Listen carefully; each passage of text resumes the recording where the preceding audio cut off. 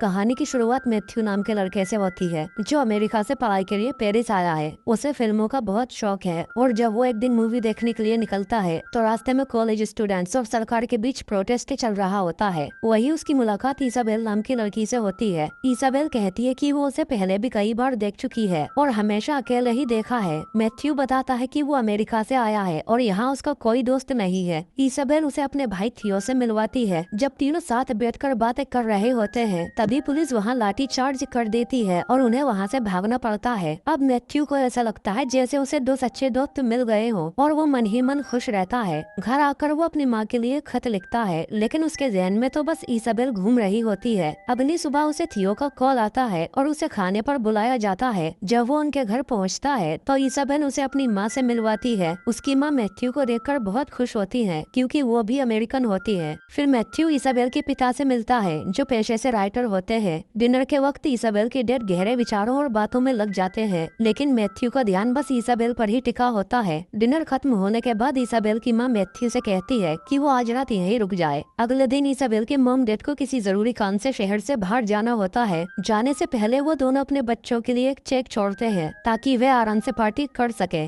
उनके जाते ही मैथ्यू कहता है कि अब उसे भी घर जाना चाहिए लेकिन इसाबेल और थियो उसे रोक लेते हैं। तभी इसाबेल अचानक अपने भाई को किस करने लगती है और फिर चुपचाप वहाँ से चली जाती है। ये सब देखकर मैथ्यू अंदर से परेशान हो जाता है। इसके बाद थियो मैथ्यू को उसका कमरा दिखाता है जहाँ उसे रात गुजारनी थी। देर रात मैथ्यू को टॉयलेट जाना पड़ता है और जब वो वापस लौट रहा होता है तो एक कमरे का दरवाजा खुला दिखता है। जैसे ही वो नजर डालता है उसे इसाबेल और थियो एक ही बेड पर बिना कपड़ों के सोते हुए दिखते हैं। ये दृश्य देखकर मैथ्यू सन्न रह जाता है क्योंकि अब तक वो सिर्फ इसाबेल के बारे में ही सोच रहा था। बिना कोई हलचल किए वो वापस अपने कमरे में चला जाता है और चुपचाप लेट जाता है। अगली सुबह इसाबेल उसे उठाने आती है और उसके ऊपर आकर उसे किस करती है। ये देखकर मैथ्यू घबरा जाता है क्योंकि उसने सिर्फ अंडरवियर पहना होता है और उसकी बॉडी में सुबह की वजह से हलचल बनी हुई होती है। इसके बाद इसाबेल मैथ्यू को बाथरूम की तरफ ले जाती है लेकिन वहाँ पहले से ही थियो मौजूद होता है। उसे देखकर मैथ्यू थोड़ा सहज हो जाता है और कहता है तुम्हारी बहन यही है, फिर भी तुम उसके सामने बिना कपड़ों के कैसे खड़े हो सकते हो। इससे पहले कि थियो कुछ कहे इसाबेल खुद जवाब देती है हम दोनों भाई बहन हैं और काफी हद तक एक जैसे हैं। हमें एक दूसरे के सामने ऐसे रहने या कुछ भी करने में कोई झिझक नहीं होती। फिर वो आगे कहती है कि उनके मॉम डैड अब पूरे 1 महीने तक वापस नहीं लौटेंगे। इसाबेल फिर मैथ्यू से कहती है कि वो भी उनके साथ ही इस घर में तब तक रुका रहे। मैथ्यू थोड़ा हिचकिचाते हुए कहता है हम दोनों तो ठीक से एक दूसरे को जानते भी नहीं है। इसाबेल मुस्कुराकर जवाब देती है फिक्र मत करो, धीरे धीरे हम एक दूसरे को अच्छे से जान लेंगे। अब दोस्तों जैसे कि आप जानते हैं मैथ्यू तो पहले से ही इसाबेल पर फिदा था, इसीलिए वो उसकी बात टाल नहीं पाता और रुकने के लिए मान जाता है। एक रात तीनों एक मजेदार गेम खेलते हैं जिसमें थियो और इसाबेल एक एक्ट करते हैं और मैथ्यू को उस मूवी का नाम बताना होता है। शर्त ये होती है कि अगर मैथ्यू हार गया तो उसे एक डेयर पूरा करना होगा लेकिन मैथ्यू जीत जाता है। इसके बाद इसाबेल और थियो मैथ्यू से कहते हैं कि वो हमेशा से ऐसे ही किसी इंसान की तलाश में थे जिसके साथ वो अपने डेयर पूरे कर सके। इसके बाद तीनों एक आर्ट गैलरी घूमने जाते हैं और वहाँ वो आपस में रेस लगाते हैं। यही उनका अगला डेयर था। लौटते वक्त अचानक तेज बारिश शुरू हो जाती है और तीनों पूरी तरह भीग जाते हैं। जब वो लोग घर वापस पहुँचते हैं तो थियो मैथ्यू को सूखे कपड़े देता है और खुद ड्रिंक लाने चला जाता है। उसी दौरान मैथ्यू को कमरे में एक फोटो दिखती है जिसे वो चुपचाप अपने प्राइवेट पार्ट में छिपा लेता है। थियो जब ड्रिंक लेकर वापस आता है तो वो और मैथ्यू बैठकर साथ में पीने लगते हैं। इसी बीच इसाबेल फिर से वही गेम शुरू कर देती है लेकिन इस बार वो गेम थियो के साथ खेल रही होती है। खेल में थियो हार जाता है और उसे चैलेंज दिया जाता है कि वो एक फोटो के सामने मास्टरबेट करे। हैरानी की बात ये थी कि थियो बिना किसी झिझक के उनके सामने ही अपनी पैंट उतारकर चैलेंज पूरा करने लगता है। इसाबेल के लिए ये सब एकदम नॉर्मल था लेकिन मैथ्यू के लिए ये सब कुछ नया और चौंकाने वाला था। उसे समझ ही नहीं आ रहा था कि वो क्या देख रहा है और अंदर से पूरी तरह घबरा जाता है। अगले दिन मैथ्यू इसाबेल से कहता है कि उसकी भी 2 बहनें हैं लेकिन उन्होंने कभी उसे इस तरह की चीजें करने के लिए नहीं कहा। फिर वो पूछता है कि तुम दोनों भाई बहन ये सब कैसे कर लेते हो। इस बार थियो जवाब देता है कि हम दोनों जुड़वा हैं और जब वो पैदा हुए थे तो उनका शरीर एक दूसरे से जुड़ा हुआ था। दिखने में भले ही अब उनकी बॉडी अलग है लेकिन उनका मन आज भी एक जैसा है। थियो कहता है कि वो एक दूसरे के बिना रह नहीं सकते। फिर वो एक दिन तीनों दोबारा से गेम खेलते हैं जिसमें एक को मूवी का नाम एक्ट करके बताना होता है और दूसरे को गेस करना होता है। अगर कोई मूवी का नाम सही नहीं बता पाया तो उसे भी एक डेयर पूरा करना होगा। लेकिन इस बार गेम का टास्क थोड़ा अजीब था और किसी को ठीक से समझ नहीं आ रहा था कि क्या करना है। फिर थियो गेम के दौरान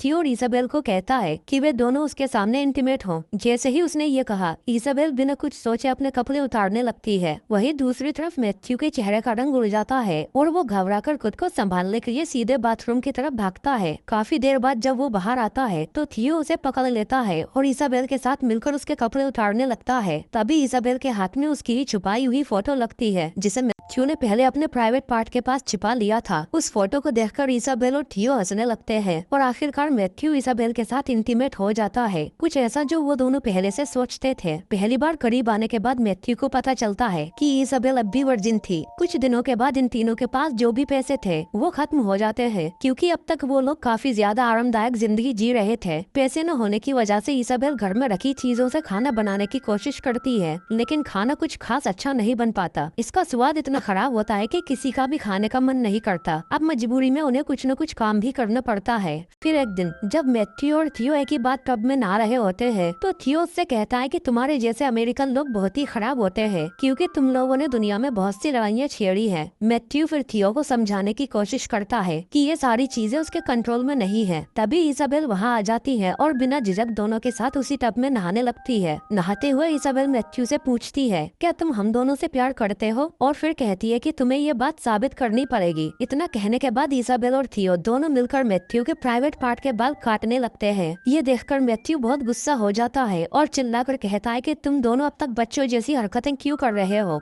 फिर वो कहता है, शायद इसी वजह से तुम्हारा आज तक कोई बॉयफ्रेंड नहीं बना, क्योंकि तुम हर बात अपने भाई की सुनती हो। इसके बाद इसाबेल मैथ्यू के साथ डेट पर जाती है और धीरे धीरे उसकी गर्लफ्रेंड बन जाती है। वहीं दूसरी ओर थियो भी एक लड़की से मिलता है और उसे घर ले आता है। वो दोनों करीब आते हैं और इंटीमेट हो जाते हैं। जब मैथ्यू और इसाबेल अपनी डेट खत्म कर वापस घर लौटते हैं तो इसाबेल देखती है कि उसका भाई किसी और लड़की के साथ सो रहा है। ये देखकर वो अंदर से टूट जाती है और जोर जोर से चिल्लाकर रोने लगती है। बाद में थियो और मैथ्यू एक साथ बैठते हैं और वाइन शेयर करते हुए बातें करने लगते हैं। वहीं मैथ्यू उसे पेरिस में हुई जंग के बारे में बताता है और कहता है कि यहाँ बैठकर सब देखने से कुछ नहीं बदलेगा। मैथ्यू कहता है, जब तुम बाहर की दुनिया में जाओगे तभी असली जिंदगी का मतलब समझ पाओगे। उसी वक्त इसाबेल वहाँ आ जाती है और दोनों को उठाकर एक टेंट में ले जाती है। फिर ये तीनों बिना कपड़ों के वहीं सो जाते हैं, जैसे उन्हें किसी चीज की परवाह ही नहीं हो। लेकिन अगली सुबह जब ये तीनों अब तक सो ही रहे होते हैं, इसाबेल और थियो के माता पिता वहाँ आ जाते हैं। वे जब टेंट में झांकते हैं तो अपने बच्चों को और मैथ्यू को उस हालत में देखकर सन्न रह जाते हैं। हालांकि वे किसी को उठाते नहीं है, बस चुपचाप एक चेक छोड़कर वहाँ से चले जाते हैं। जब इसाबेल जागती है तो उसे वहाँ एक चेक मिलता है, जिसे देखकर वो समझ जाती है कि उसके मम्मी पापा सब कुछ जान चुके हैं। ये बात उसे अंदर से तोड़ देती है और वह खुदकुशी का मन बना लेती है। वो गैस पाइप को खोलकर अपने साथ लेकर लेट जाती है, लेकिन तभी बाहर किसी प्रोटेस्ट के दौरान एक पत्थर खिड़की से आकर टकराता है, जिससे तीनों की नींद खुल जाती है। इसके बाद ये तीनों भी उस प्रोटेस्ट में शामिल होने बाहर चले जाते हैं। वही थियो सबसे आगे जाकर पुलिस द्वारा बनाए गए बैरिकेड्स पर पत्थर फेंकने लगता है। मैथ्यू उसे रोकने की पूरी कोशिश करता है, लेकिन थियो नहीं रुकता और इसाबेल भी उसका साथ देने लगती है। दोनों पुलिस के खिलाफ और आगे बढ़ते जाते हैं। इसके बाद पुलिस लाठी चार्ज शुरू कर देती है और यहीं पर यह कहानी खत्म हो जाती है।